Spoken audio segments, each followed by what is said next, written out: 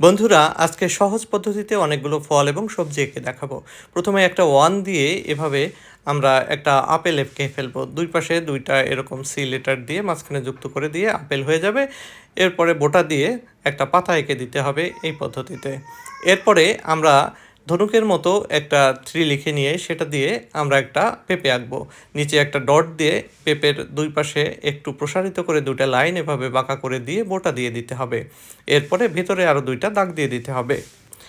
এবার আমরা সুন্দর করে একটা 5 লিখে একটা আম এঁকে ফেলবো। বিশেষ কায়দায় এই 5টা লিখে নিলাম। এরপরে অন্য পাশে একটা বাঁকা এসের মতো দিয়ে দিতে হবে। তাহলেই আমাদের আম হয়ে যাবে। আমের বোটাটা এভাবে দিয়ে বাড়তি লাইনের সঙ্গে এভাবে একটা আম পাতা এঁকে দিলে সুন্দর দেখায়। আম পাতার মাঝখানে এরকম শিরা দিয়ে দিলে আরও ভালো লাগে। এরপরে আমরা দুইটা সি দিয়ে একটা লাউ এঁকে দেখাবো। উপরের সিটা ছোট, নিচের সিটা বড়।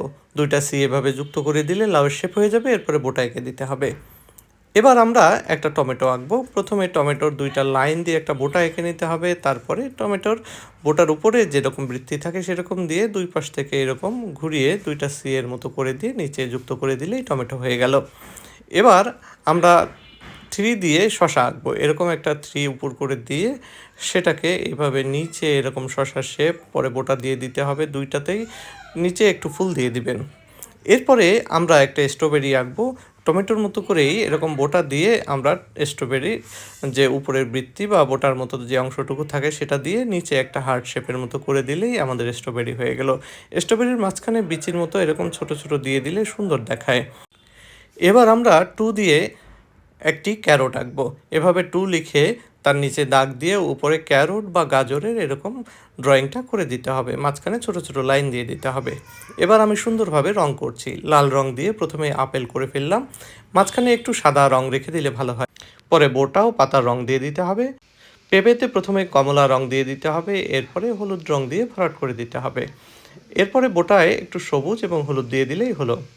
আমে আমরা নিচে একটু সবুজ দিয়ে দিলাম, উপরে কমলা, মাঝখানে হলুদ দিয়ে সুন্দর করে ভরাট করে দিলাম। আমের বোটা এবং পাতায় আমরা সবুজ রং দিয়ে পুরোপুরি ভরাট করে দিচ্ছি। এরপরে লাউ রয়েছে, লাউ পুরোটাই সবুজ হবে। এভাবে সবুজ ভরাট করে দিলে একটু নিচে এরকম ফুল দিয়ে দিতে পারেন। টমেটোতেও আমাদের আপেলের মতো একটু হাইলাইটস রেখে আমাদের পুরো রংটা করে ফেলতে হবে। এরপরে বোটার অংশ যেটুকু রয়েছে সেখানে সবুজ রং দিয়ে দিলেই হলো। এরপরে শশায় আমরা প্রথমে স্যাপ গ্রিন বা এই গ্রিনটা দিয়ে দিলাম, মাঝখানে একটা ডিপ গ্রিনের কয়েকটা দাগ দিয়ে দিতে হবে।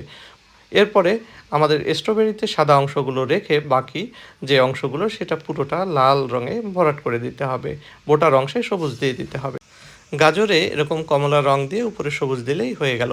আজকের ছবিটি আপনাদের কেমন লাগলো কমেন্টে জানাবেন এবং ভালো লাগলে লাইক এবং শেয়ার করবেন, ফলো করে পাশে থাকবেন।